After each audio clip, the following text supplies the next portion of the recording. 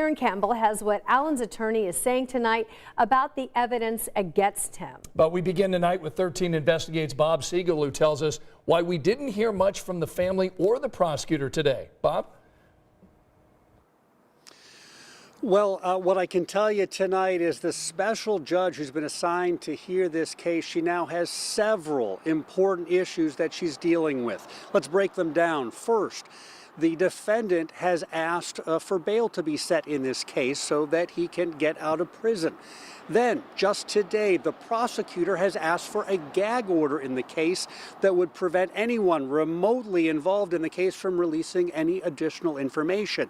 And then, the main point of the court hearing today in the courthouse just behind me, whether or not to release important court documents, whether those documents should remain sealed or released to the public.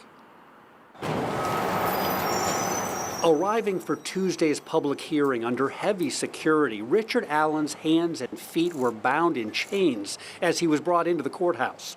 Once inside, the Carroll County prosecutor made a bold statement to the judge. He said, "We believe Richard Allen is not the only actor involved in this."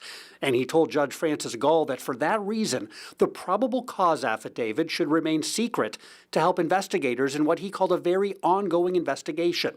He also claimed releasing court documents now would endanger the safety and privacy of witnesses and lead to chaos. Allen's attorneys told the judge that is pure speculation not supported by facts, and keeping court documents secret is what could lead to chaos. Any secrecy involved in the case has simply heightened public interest, said defense attorney Brad Rosie. By continuing that pattern, we are just perpetuating the problem.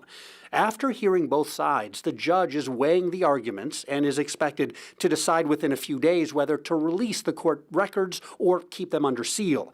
That decision came as no surprise to Libby German's grandmother. It's what was expected.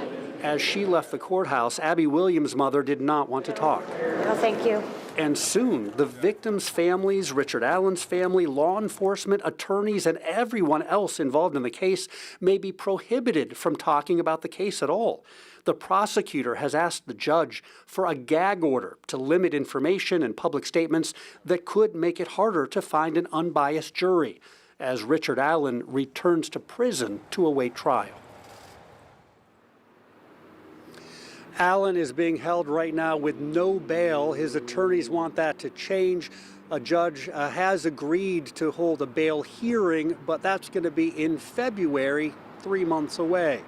Karen Campbell was also in court this morning. She joins us now to explain why Richard Allen's attorneys say police arrested the wrong guy.